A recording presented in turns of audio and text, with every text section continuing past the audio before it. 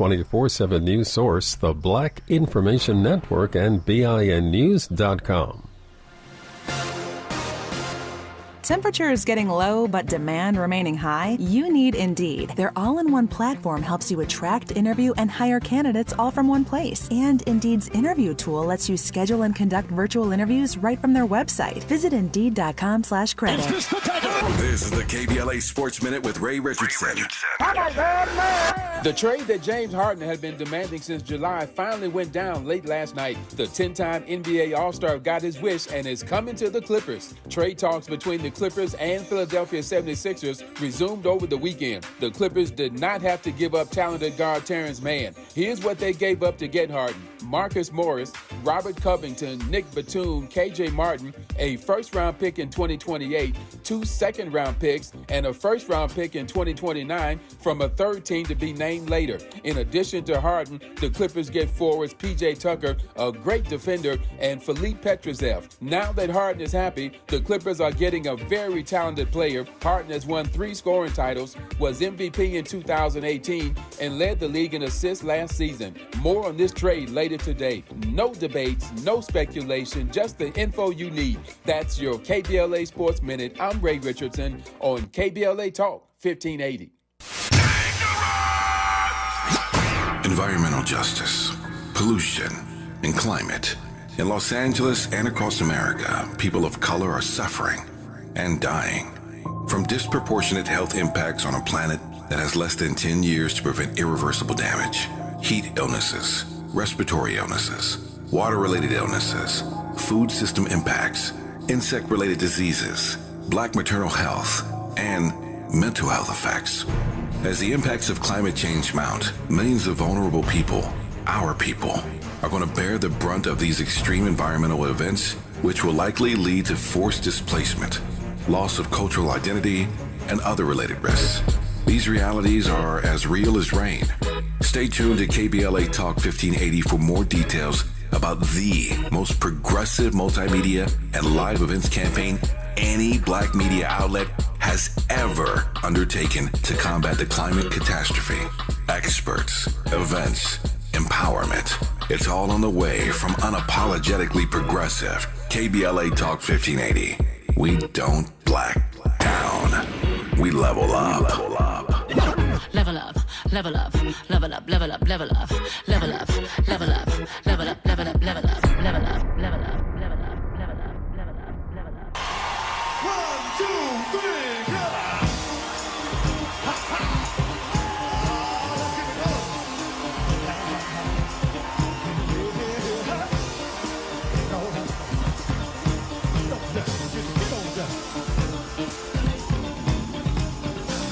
I'm gonna try to keep it coming. Things ain't always smooth, but I'll be alright as long as I can find the groove. Yes, I will. Somehow I know that I can make it. You seem like my style. Don't you worry, I'm gonna be around a while.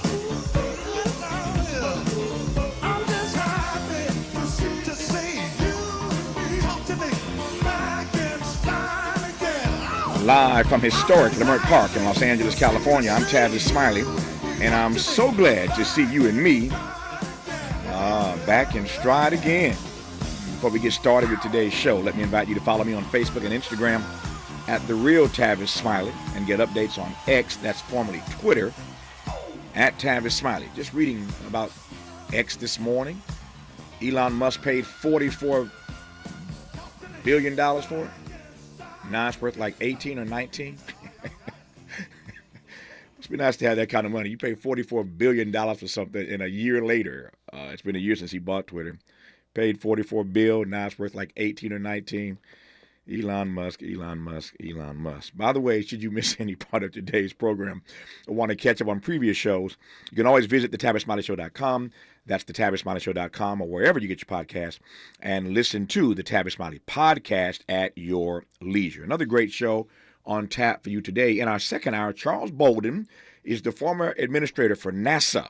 a retired U.S. Marine Corps Major General, and a former astronaut who flew on 4 space shuttle missions. All of this as a black man, believe it or not.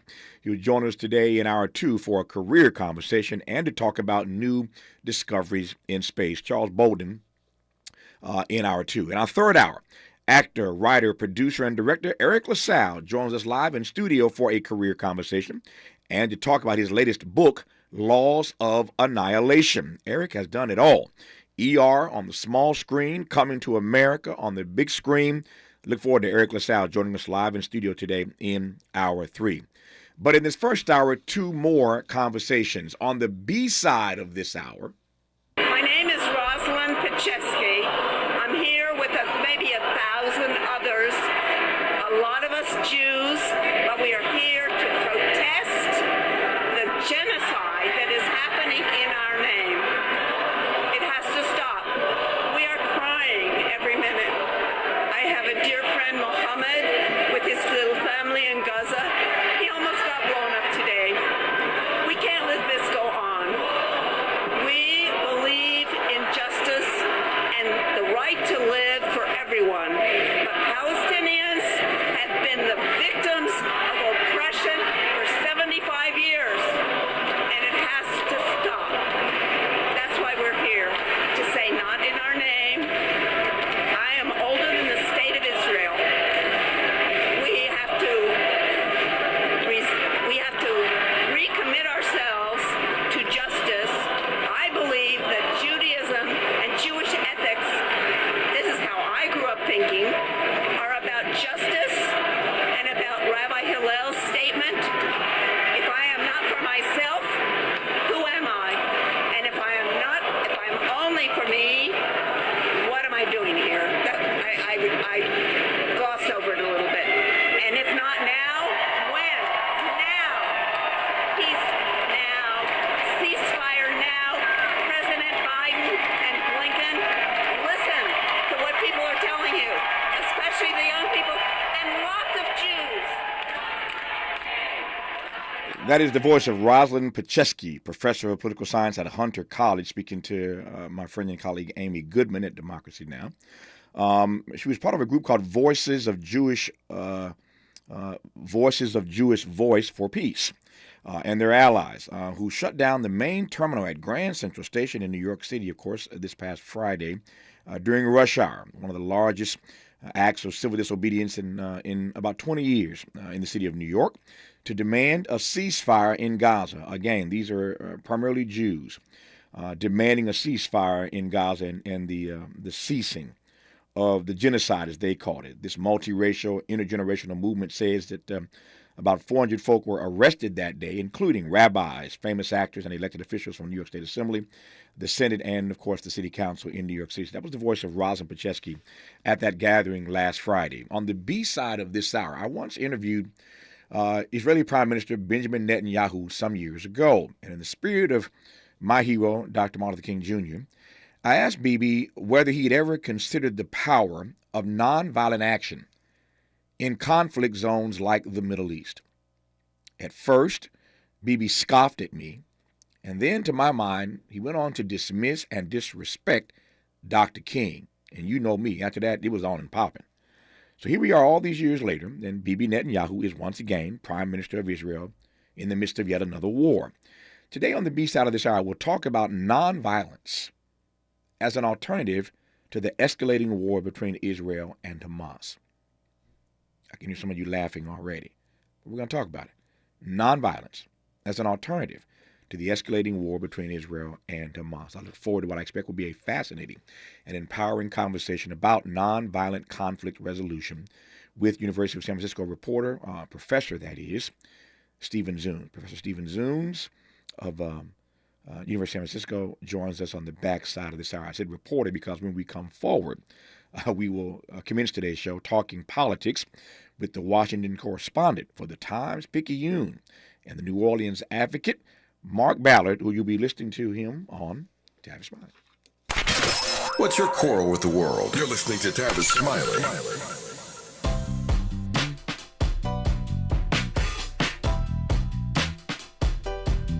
Escalade just an intro to the all-electric Cadillac, perfection like zoom. And on a full charge, you get 450 miles without the stop. Haiku. This is what I do. Daddy fat in the Lex since '92. Linked all the way back, panoramic roof. Come with 24-inch rim standard. Ooh, why? Shout it, don't kill him. Cadillac diamond in the back, cold chillin'. And when I'm on attack, on the track is no ceiling. Sky's the limit. You hear me? You hear me? Straight drop, no parachutes. Lay lines like a longitude and latitude. Feel it, beloved, clearly we're hustling. Bustin', truckin'. Cadillac, Cadillac, Cadillac. For more on the Escalade IQ, visit Cadillac.com. Available late 2024. GM estimate 450-mile range on a full charge based on development testing and/or analytical projection consistent with SCHA 1634 revision 2017 MCT. Range subject to change prior to production. Annual rates may vary based on service factors, including ambience temperature, terrain, battery age, and condition loading, and how you use and maintain your vehicle. KBLA Talk 1580. We've got a lot to talk about.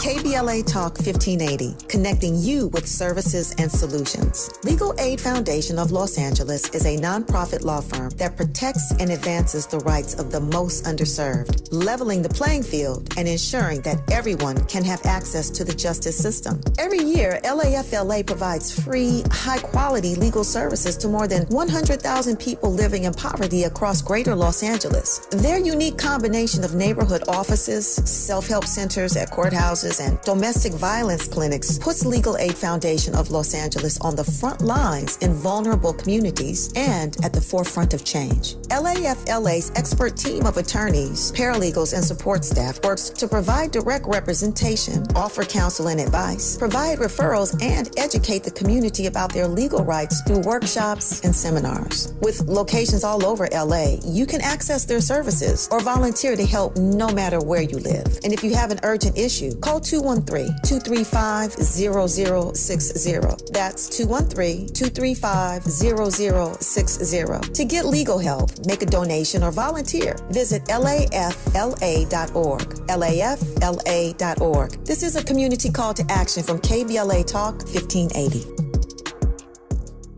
Attention small landlords who own 12 or fewer residential rental units. The City of LA Emergency Renters Assistance Program is back to help small landlords and is now accepting applications. Apply for up to 6 months of rental arrears for low-income residential tenants behind on rent. Applications will be accepted until October 31st, 2023 at 6 p.m. Go online 24/7 at housing.lacity.org or call 888-379-3150 to see if you qualify and apply today. City of LA Small Landlords. This program is for you. Sounds different. Huh. This is Tavis Smiley. This is Tavis Smiley commencing his program today in dialogue with Mark Ballard, Washington correspondent for the Times-Picayune and the New Orleans Advocate. We love being heard on WBOK in the city of New Orleans. Mark Ballard, good to have you on. How are you today, sir? I'm doing well, and you sound like you're doing well as well. Man, if I complained, I'd be an ingrate. I'm just doing the best I can with what I have right where I am, and I'm delighted to be in dialogue with you. Let me jump right in and make the most of these minutes that we have before we start shifting gears here for the rest of these 3 hours. But while we're keeping our eye, of course, and tracking what's happening globally, that is to say, more specifically these days, the Middle East, we also have to keep our eye trained on what's happening here domestically. And the big story of days ago was the election of Louisiana's own, your home state, the state you cover, of course, for the Times-Picayune and the Advocate. Louisiana's Mike Johnson is now the Speaker of the House. I want to take your temperature on that. But specifically, I want to drive this conversation toward the next big issue on the docket, and that is trying to avoid or avert, if we can, another government shutdown. Your thoughts, Mark Ballard? I think that he's aiming, and he's going to get a little bit of help from the ultra-conservatives to go ahead and get a continuing resolution to do to extend the shutdown into January, February of 2024. Now, you remember that this was exactly what cost Kevin McCarthy his job, but I think that the conservatives are cutting Mike Johnson a break, if you will.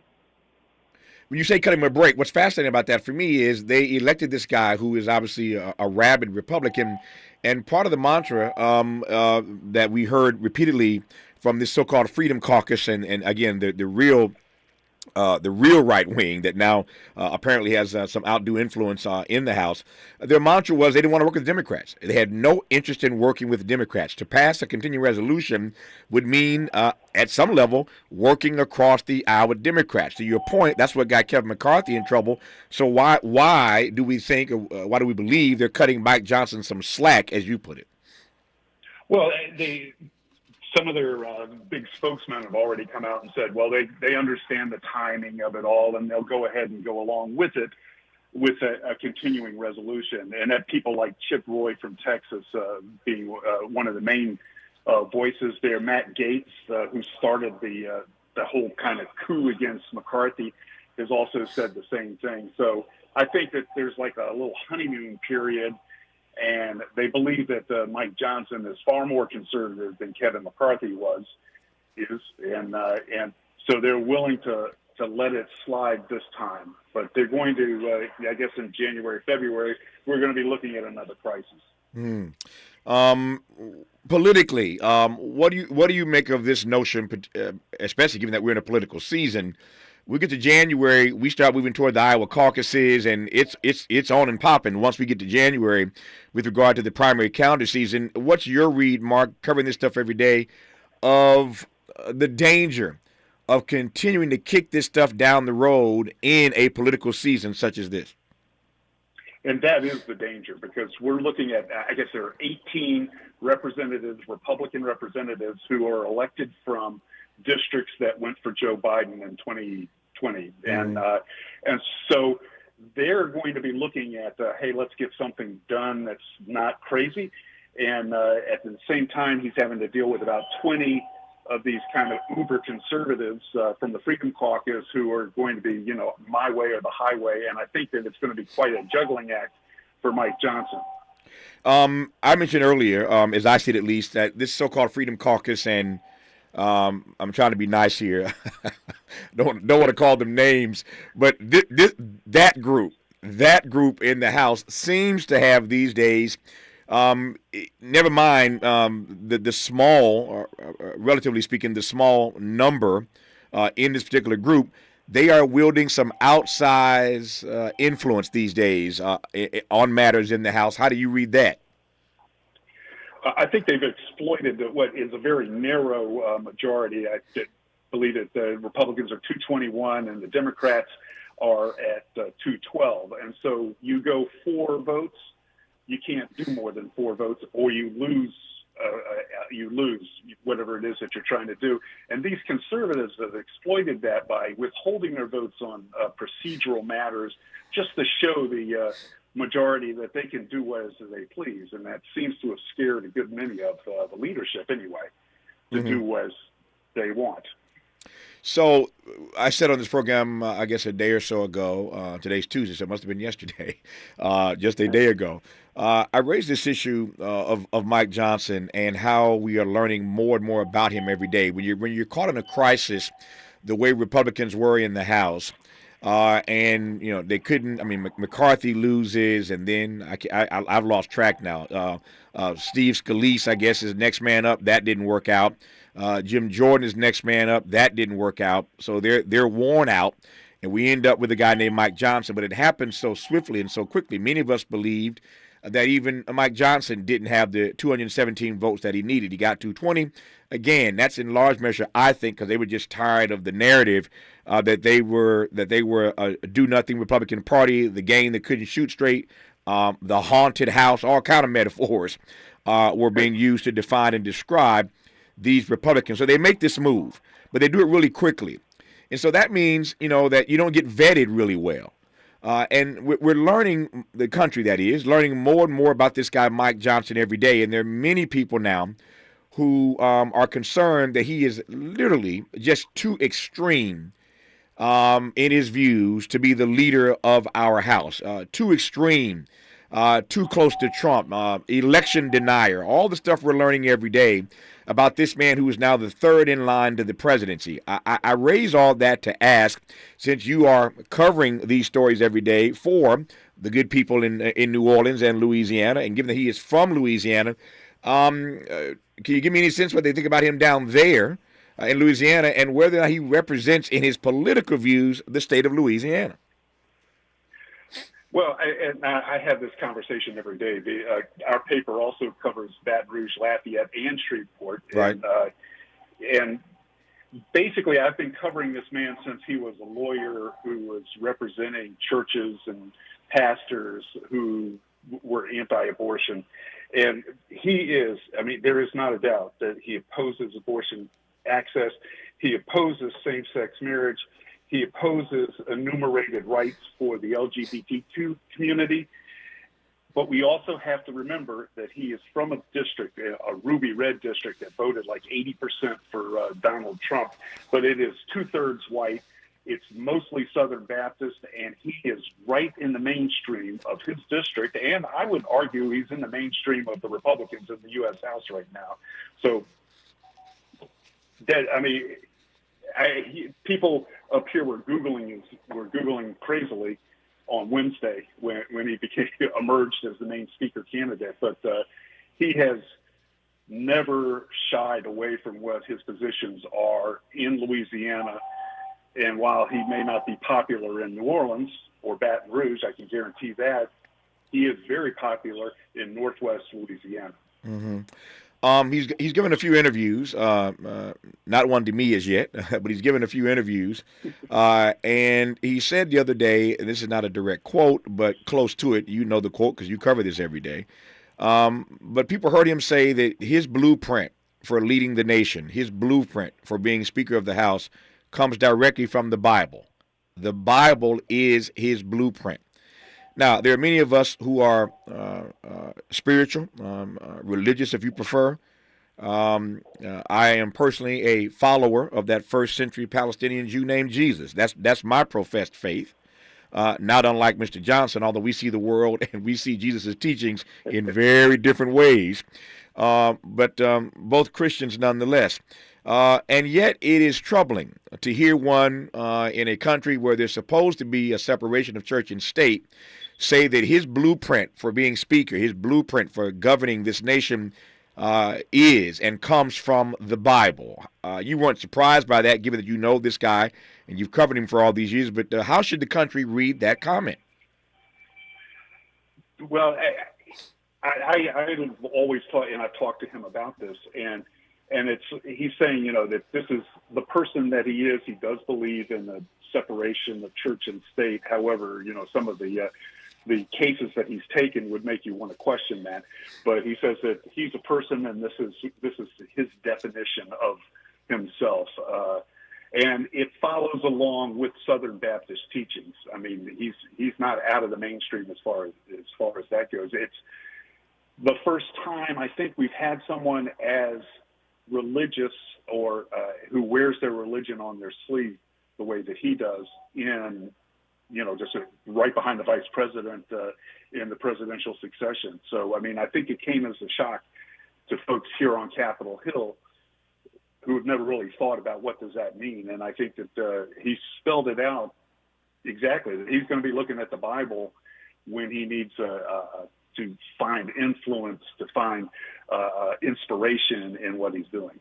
Yeah, as a Christian, I ain't mad at nobody for checking with the Bible when it comes to their morals and their values and their ethics. But for your politics, that's a tricky situation. That's tricky terrain. In part because if we all read the scriptures and came away with the same interpretation, then maybe we could roll with that.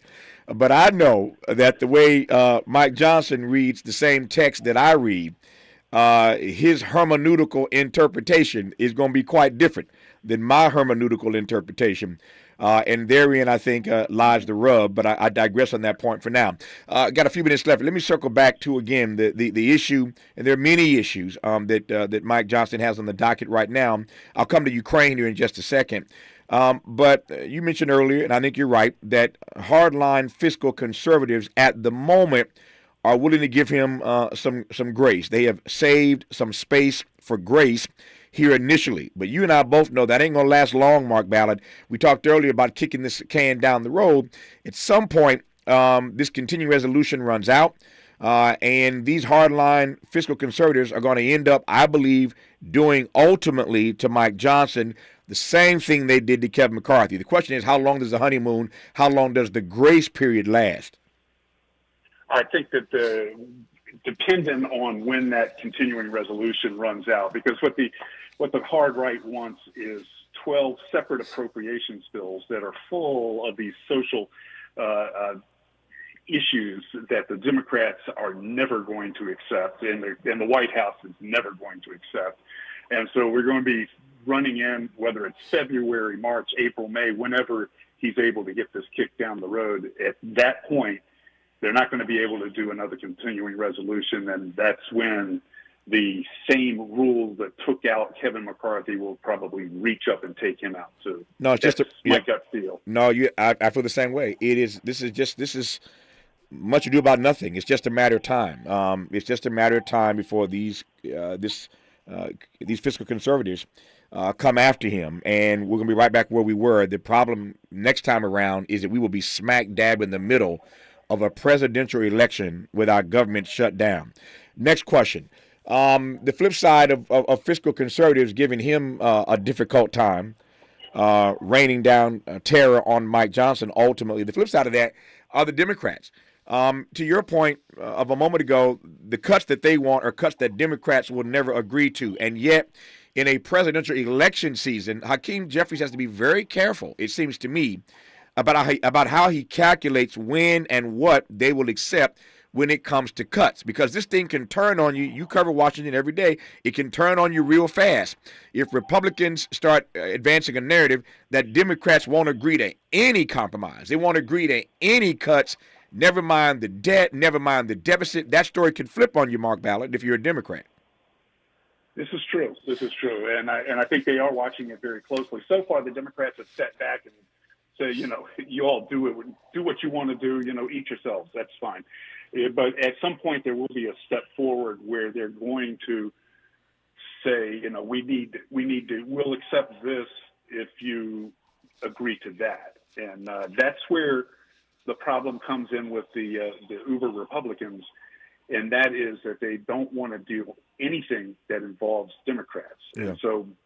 And so I think that down the road, we're looking at, and we're going to be looking at George Santos getting kicked out sometime soon, and those numbers will start dropping and getting ever closer. And I think that's kind of where we're headed for. I mean, it'll be the election that will decide. Nothing will happen until the election gets passed. Everybody knows how crazy this guy George Santos is. These stories are just, they're on the one end, they'd be funny if they weren't so outrageous and so serious. But this George George Santos story has been fascinating for months now, and yet I have wondered whether or not they're going to seriously take him out right about now. They need that vote. Johnson needs that vote, Mark Ballard. So I'm not sure that Santos is going to get kicked out as quickly as others do. I could be wrong, but I don't see it. I don't see it happening too swiftly because they need that vote. I think you're absolutely right. I think that Mike Johnson would love to see Santos leave, but he does not want to lose that vote.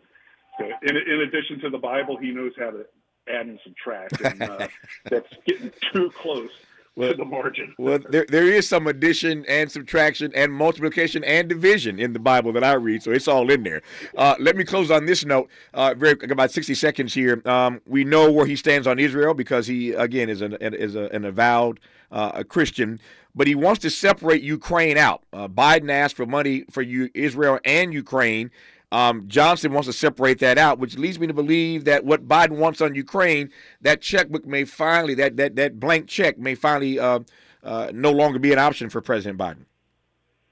I think, I think he was very smart in the way that he's done this, Johnson is, but he has put a lot of people on notice on this, and it's only the very conservative Republicans that are against extending funding for the Ukraine. Right. And so, I mean, I think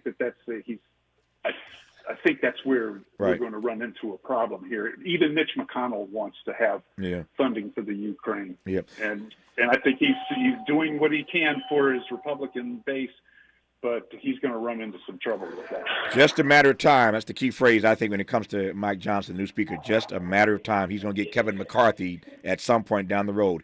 Who do you call when you want to talk about the new Speaker of the House from Louisiana, somebody from Louisiana? Mark Ballard, Washington correspondent for The Times, Picayune, the New Orleans Advocate, and we shout out WBOK, 1230 a.m.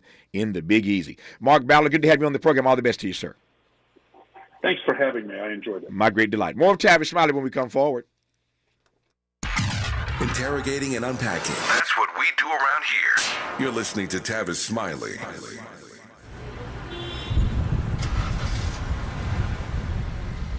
What's up, party people? It's your favorite MC's favorite rapper, MC Light here. And we're celebrating 50 years of hip-hop, authentically powered by Cadillac. And we're going to take it way back to where it started. It was only fitting that hip-hop began with teenagers at a back-to-school jam in the rec room of a South Bronx apartment complex by an 18-year-old brother. By the way, I'm also sure he had a Cadillac parked outside. He noticed the energy on the dance floor when he switched between two turntables, extending the beats, repeating the breaks, and never losing the rhythms. And that was the birth of hip-hop. And from that moment, it took off. For more on how Cadillac is celebrating hip-hop's 50th, visit Cadillac.com/audacity. I'm Mike Moore. Here's the latest from the Black Information Network. A trial to determine whether former President Donald Trump can be kept off Colorado's 2024 ballot is underway in Denver. Lawyers for the group that filed the lawsuit accused Trump of supporting an insurrection through his alleged efforts to overturn the 2020 election. They believe the former president should be prohibited from running in future elections under the 14th Amendment of the Constitution. The federal civil rights trial of a Louisville, Kentucky Metro Police detective involved in the killing of African-American Breonna Taylor began yesterday. Brett Hankinson was the only officer to face state charges in connection with her 2020 death. He was indicted last year along with 3 other officers accused of using excessive force when he fired his service weapon into Taylor's apartment. And that's the latest. I'm Mike Moore from your 24/7 news source, the Black Information Network and BINnews.com. Temperatures getting low but demand remaining high? You need Indeed. Their all-in-one platform helps you attract, interview, and hire candidates all from one place. And Indeed's interview tool lets you schedule and conduct virtual interviews right from their website. Visit Indeed.com/credit. The Monterey Bay Aquarium is more than a place to learn about ocean animals. They're also working to inspire conservation of the ocean by stopping plastic pollution, supporting sustainable seafood, and minimizing our carbon footprint. Join them in their efforts to protect the ocean. This is the KBLA Sports Minute with Ray Richardson. The trade that James Harden had been demanding since July finally went down late last night. The 10-time NBA All-Star got his wish and is coming to the Clippers. Trade talks between the Clippers and Philadelphia 76ers resumed over the weekend. The Clippers did not have to give up talented guard Terrence Mann. Here's what they gave up to get Harden: Marcus Morris, Robert Covington, Nick Batum, KJ Martin, a first-round pick in 2028, 2 second-round picks, and a first-round pick in 2029 from a third team to be named later. In addition to Harden, the Clippers get forwards P.J. Tucker, a great defender, and Philippe Petrusev. Now that Harden is happy, the Clippers are getting a very talented player. Harden has won 3 scoring titles, was MVP in 2018, and led the league in assists last season. More on this trade later today. No debates, no speculation, just the info you need. That's your KBLA Sports Minute. I'm Ray Richardson on KBLA Talk 1580.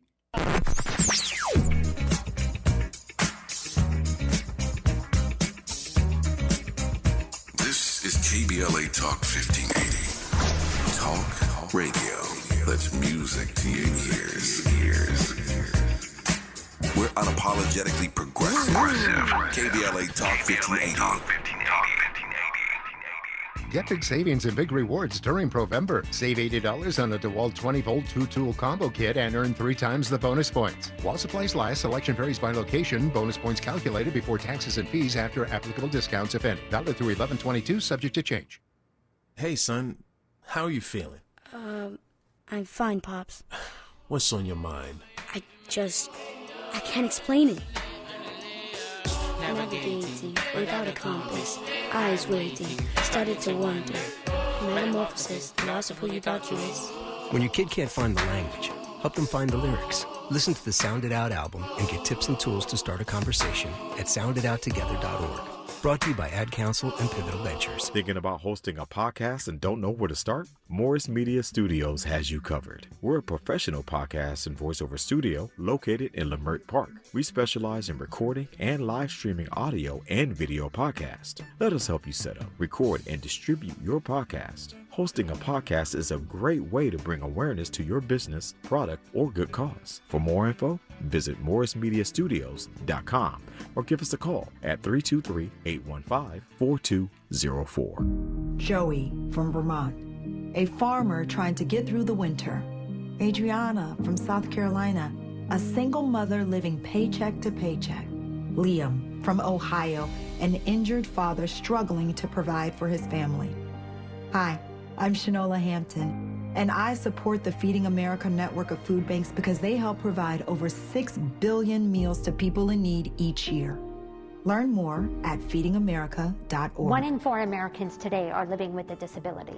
I'm one of them. People with disabilities are extremely talented, resilient problem solvers that have so much to offer. And we've got a trusted ally on our side, an organization we can rely on, Easter Seals. Easter Seals is leading the way to full equity, inclusion, and access to healthcare, employment, and education for people with disabilities, families, and communities.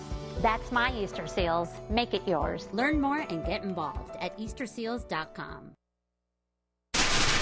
Ready to re-examine your assumptions and expand your inventory of ideas? More of Tavis Smiley coming your way right now. All right, as promised now, a conversation with Professor Stephen Zunes, University of San Francisco, about nonviolence as a potential alternative in the Middle East. Before we commence that conversation, listen to this clip, and I'll explain what you're hearing afterwards. My name is Rosalind Pacheski. I'm here with maybe 1,000 others, a lot of us Jews, but we are here to protest the genocide that is happening in our name. It has to stop. We are crying every minute.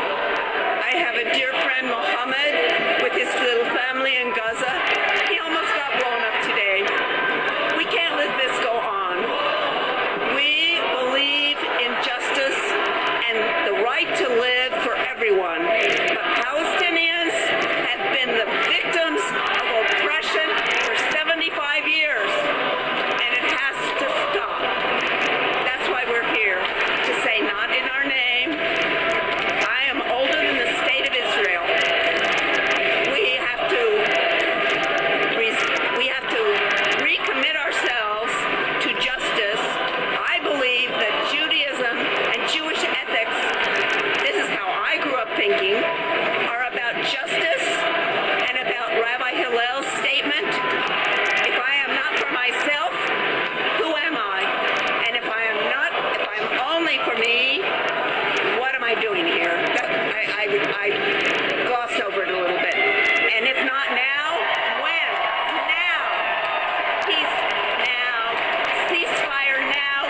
President Biden and Blinken, listen to what people are telling you, especially the young people and lots of Jews. That's the sounds from Jewish Voice for Peace and their allies, who shut down the main terminal at Grand Central Station during rush hour on Friday, one of New York's largest acts of civil disobedience in 20 years. They were demanding a ceasefire in Gaza. The multiracial, intergenerational movement says about 400 folk were arrested, including rabbis, famous actors, and elected officials from the state and city of New York. And that person you heard is Rosalind Pacheski, professor of political science at Hunter College. That's what you just heard. I once interviewed Israeli Prime Minister Benjamin Netanyahu some years ago, and in the spirit of my hero, Dr. King, I asked Bibi whether he had ever considered the power of nonviolent action in conflict zones like the Middle East. At first, Bibi scoffed at me, sort of, and then, to my mind, he went on to dismiss and disrespect Dr. King, and you know me, after that, it was on and popping.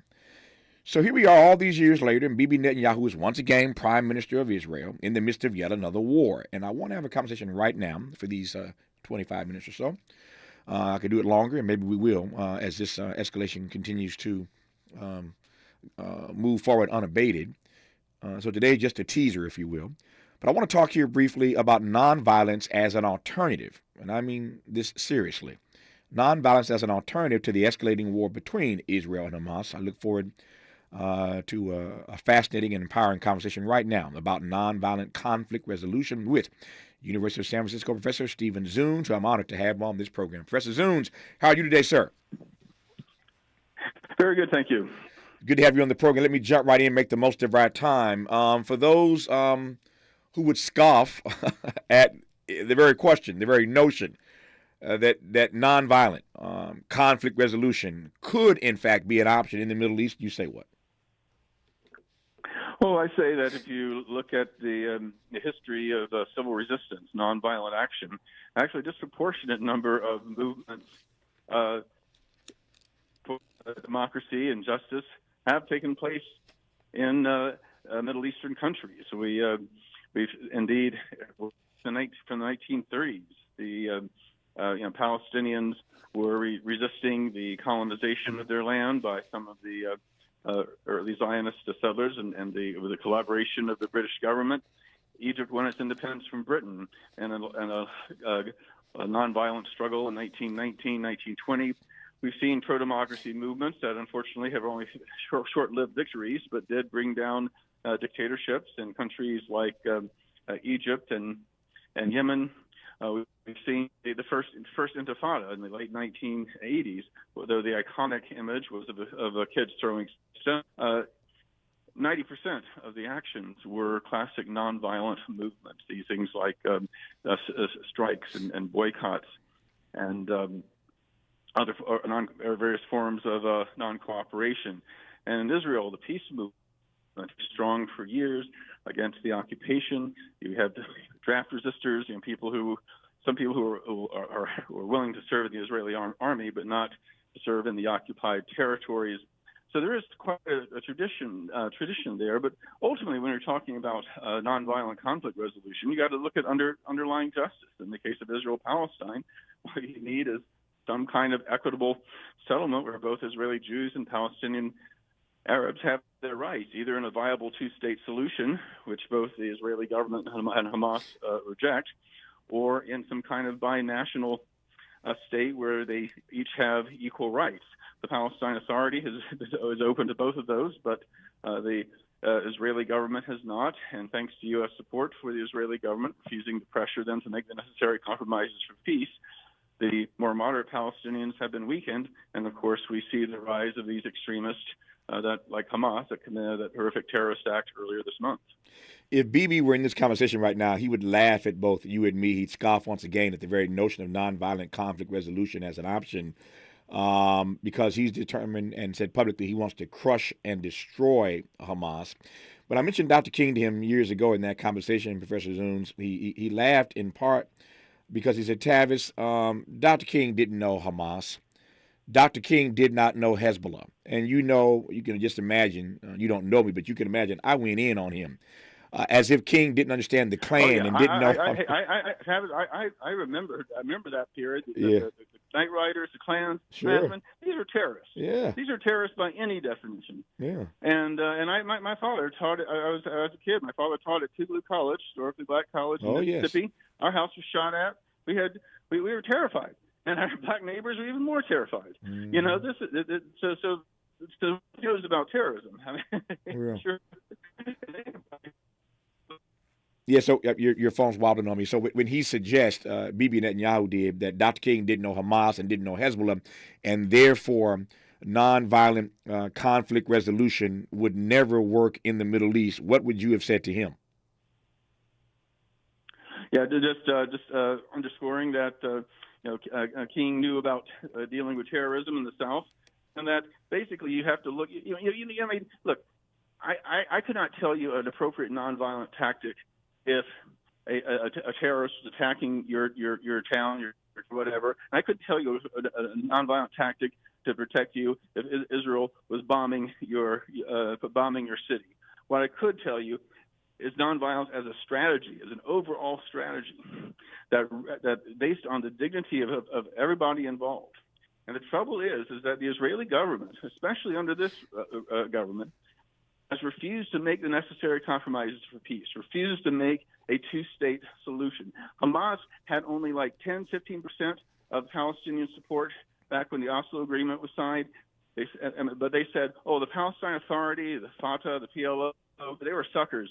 They were naive to trust that Israel would give them a viable state. They're naive to. And they ended up being right on that, and so more and more people ended up supporting them as a result. If there had been a viable Palestinian state by the end of the 1990s, the Oslo process of the U.S. had pushed Israel to make the necessary compromises for peace, Hamas would not be a factor. In fact, the United States played a key role in getting Hamas to take over Gaza in the first place by when Hamas did well in the Palestinian legislative elections. The Bush administration pushed the Fatah, the more moderate secular party in the Palestine Authority, pushed them out. And when they did, Gaza by force. Yeah, it wasn't just Bush who supported Hamas. As I said on this program yesterday, I read a direct quote from Bibi Netanyahu, who basically said, if you do not believe that there should be a two-state solution, then you should essentially join me in supporting Hamas. And he cleared the way for tons of money to make its way to Hamas. That was Bibi then, like 2018, 2019. Now here he is in 2023, and he wants to crush and destroy them after having supported them as a way to play this game to not end up with a two-state solution. I digress for now. When we come forward, I want to talk about the point you just made about the dignity of everybody involved. That was your line. The dignity of everybody involved. Is there dignity for everybody involved? We'll talk about it with Stephen Zunes, professor at University of San Francisco, when we come forward on Tavis Smiley. For all the freedom-loving folk, this is Tavis Smiley. I feel like freedom. What is dedication? My biggest fear in the middle of my addiction was that my kids wouldn't have a father. And I started thinking, you know what? This isn't my story. I definitely had to become a better man to be a better father. It's important to me that my kids are empowered and truly believe that if they can think it, they can do it. That's dedication. Visit fatherhood.gov to hear more. Brought to you by the U.S. Department of Health and Human Services and the Ad Council. Joey from Vermont, a farmer trying to get through the winter. Adriana from South Carolina, a single mother living paycheck to paycheck. Liam from Ohio, an injured father struggling to provide for his family. Hi, I'm Shanola Hampton, and I support the Feeding America network of food banks because they help provide over 6 billion meals to people in need each year. Learn more at feedingamerica.org. Hey, Dad, how do airplanes fly? What's in this box? Is this tree good for climbing?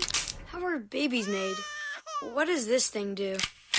Kids are curious about everything, including guns. Talking to them about gun safety in your home is a good first step, but you can do more. Always keep your guns locked, unloaded, and stored separately from ammunition. Safe gun storage saves lives. Learn how to make your home safer at endfamilyfire.org. That's endfamilyfire.org. Brought to you by End Family Fire, Brady, and the Ad Council. Some people won't give you the real talk on drugs, but it's time we know the facts. Fentanyl is killing people. It's a powerful opioid, often made illegally and commonly mixed with illicit drugs. It can even be pressed into counterfeit pills that resemble prescription medications. Just 2 milligrams, about the size of a few grains of sand, can potentially be lethal. This isn't an ad to scare you, but it is an ad to make you think twice. Get the facts. Go to realdealonfentanyl.com. This message is brought to you by the Ad Council. Hey there, Los Angeles. This is James Lucky Jr., publisher and editor of Los Angeles News Observer. Are you hungry for news that matters to you in the African-American communities of Los Angeles? Well, buckle up, because we got the scoop you've been craving. Stay in the know and never miss a beat with our free weekly publications conveniently available near you. Or hop on the digital wave and become an exclusive subscriber at OGNSC.com. Don't forget to join the party on Instagram and Twitter at OGNSCINC for behind-the-scenes access and sizzling updates. No more FOMO. Let's stay informed, connected, and empowered together. At City National, we listen to you. I want to expand my business and my legacy. I want to set up the next generation for success. I want to see my vision come to life. I want to feel right at home. Your goals, passions, vision, future. We want to hear it and work alongside you to achieve it. Visit cmb.com to learn more. City National Bank. Here for our clients and communities. Who do you trust to get at the truth? Tavis Smiley. That's who. The conversation continues right now. I should mention, since we're talking about Dr. King, who I raised earlier in this conversation, this week on Thursday, as I recall, we will commemorate, whether you know it or not, now you will know it, the 40th anniversary of the day that Ronald Reagan signed the King Holiday Bill. Believe it or not, this Thursday. Feel old, don't you? I know I do. 40th anniversary this Thursday of Ronald Reagan, then president, signing the King Holiday Bill over great protestation. He didn't want to do it. He got forced into doing it. And then, as you know, there were states who dragged their feet, making it a holiday. Arizona, the last state to finally do so. We had to just go all in on Arizona. But a great lineup of guests on Thursday, including Breonna Joy Gray, the noted public intellectual Michael Eric Dyson, who's written powerfully about Dr. King. Somebody named Nikki Giovanni will be with us on Thursday. A great lineup on Thursday as we commemorate the 40th anniversary of the King Holiday Bill. A great new documentary out about Nikki Giovanni's work, so we'll talk about that as well. So going to be a great lineup on Thursday, 40 years after Reagan signs the King Holiday Bill. I just want to mention that since I was talking about Dr. King moments ago. That's, again, on Thursday's program. Back to Professor Stephen Zunes now, talking about nonviolent conflict resolution as a real possibility in the Middle East, no matter how much Bibi and others will scoff at it. You were talking earlier, though, about the dignity of everyone involved. Let me ask you right quick whether or not you think there is dignity on both sides of this. I've said many times that I think part of the problem is that every Palestinian doesn't think that the life of a Jewish baby has the same value as that of a Palestinian baby, and vice versa. And that, for me, Professor Zunes, is part of the problem. Yeah, well, certainly the leadership of Hamas and leadership of the Israeli government don't value the lives of the other. That's for sure. But there have been many years of dialogue groups and activism.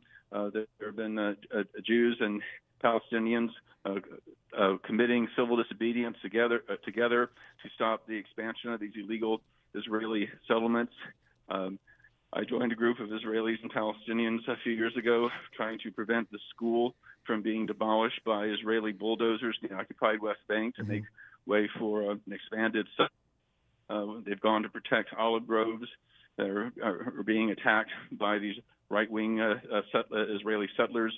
So we've seen Jews and Palestinians together trying to stop the violence from the occupation. To your point about... And that's moving. There is definitely areas where they two can work together, and there's nothing quite like seeing people from the other side on your side. Yeah, you know that helps humanize the people. One of the tragedies of what's been going on was that some of the people killed in the Hamas terrorist attacks were people who lived on the kibbutzim. These were collective farms. These are socialist entities. These are people who are largely against the occupation, against Netanyahu. And I know personally of a number of Palestinians who've died who are very active against Hamas, very much into peace and reconciliation, who've been killed by Israeli bombs. That's the thing. When you start killing civilians indiscriminately on either side, you know, you're killing everybody. Yeah. To your point about Jews, many of them who are not in lockstep with Netanyahu. We started playing a clip of some Jewish voices in New York who are not in lockstep with Netanyahu. We'll talk about that in our remaining moments. You're listening to Tavis Smiley. From Leimert Park with love, this is Tavis Smiley. If you're like me, 60 and retired, making ends meet, especially here at the supermarket and drugstore, is tough. I'm so blessed to have found benefitscheckup.org. It's a free and confidential website from the National Council on Aging that connected me to $1,200 a year in programs that help pay for food, medicine, utilities, and more. Maybe it can help you. benefitscheckup.org. My daughter was diagnosed with a rare malignant rhabdoid tumor on the spine. They sent her straight to St. Jude. My hope was gone. But when you get there, everyone's like, hey, we're not going to give up. And when you see other people not giving up on your child, that makes all the difference in the world. When I found out I didn't have to pay, I was just grateful. They saved my baby's life. Finding cures, saving children. Learn more at stjude.org.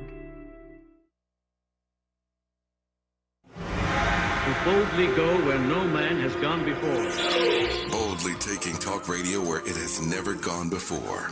New vistas, new voices, new views, new visions, new victories. We're KBLA Talk 1580, and we're taking public media black. KBLA Talk 1580. We've got a lot to talk about. Hi, Maisha Cairo here, KBLA, live at Chase Bank on Crenshaw and Vernon for the In This Together tour with female business owners, a day of empowerment, community panels, and best of all, tips on building business from marketing to capital. I was able to speak with one of the panelists, the owner of Kids Love. Take a listen. So Kids Love, KIDSLUV, is a first-to-market zero-sugar, vitamin-enhanced functional beverage for kids. So the zero sugar is really important because if not, the sugar gets on the teeth, it can cause cavities. So as a mom, I love this vitamins and hydration in one. Tell us what's happening here with Chase Bank today. So I would say, I think what Chase is trying to do is create a community actually for entrepreneurs, a place where people can go. They have the space to do it. It's a beautiful space. And to be able to have these conversations. There are so many benefits to being a women-owned and certified business, from a standpoint of getting into stores, not paying the slotting fees of what it takes to be in stores. So I think Chase is trying to bring awareness to a lot of the things that people just don't know about, that not only the bank can help, but outside of the bank, their relationships can help create. That's beautiful. And I know, this is how we build equity in communities of color, is kind of spreading that information and that knowledge. So thank you for being here today and doing your part and letting these women know that it is possible. For KBLA 1580, I'm Maisha Cairo in the community with Chase.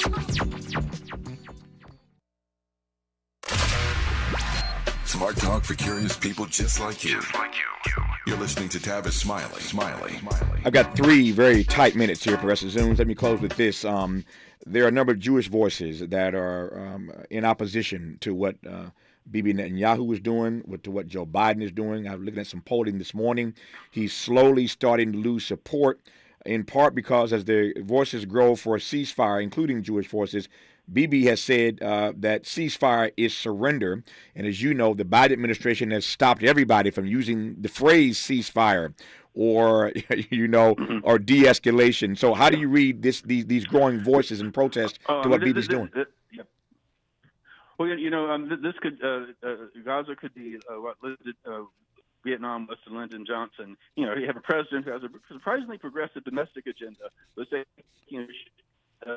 that is alienating young voters, people of color, and other folks. I mean, more and more young Americans in particular see the Israeli-Palestinian conflict from the context of racial justice, from the context of indigenous rights, and are much more sympathetic to the Palestinian side than their elders. And this all-out position for this terror bombing, which has killed over 6,000 civilians in the past 3 weeks, is really turning a lot of people off. I'm hearing my students say, no way I'm going to vote for youth turnout, youth enthusiasm. That's critical if the Democrats are going to win. And he's losing it right now. This could be a real problem for the Democrats. Yeah, it's that phone line. I promise next time we have Stephen Zooms on, we'll get him on a better phone line. But I thank him for coming on today to engage us in this dialogue about nonviolent conflict resolution and why folk in the Middle East, Bibi Netanyahu and beyond, won't consider that. I mean, it changed this country, and the whole world took notice of what Dr. King and those practitioners of nonviolence were able to do to turn this country around, and to suggest that King didn't know Hamas or that King didn't know Hezbollah, and therefore that nonviolent conflict resolution has absolutely no weight or no resonance in a moment such as this, I think is completely stuck on stupid. That's just me. Again, we'll continue to track this, but there are a number of protests growing in this country and around the globe. There are a great deal more Jewish voices who are calling for ceasefire. And this is getting interesting. You heard Professor Zooms make the point very quickly a moment ago that this could be Biden's LBJ moment. You've got, good liberal policies at home, essentially, but your war policy is turning people off, young people off. And Democrats are going to need those young voters. Democrats are going to need every vote to pull this off. And so Biden's poll numbers are starting to slip a bit with regard to his handling of this matter. But I digress for now. When we come forward, a great deal more of Tavis Smiley. KBLA 1580 Santa Monica.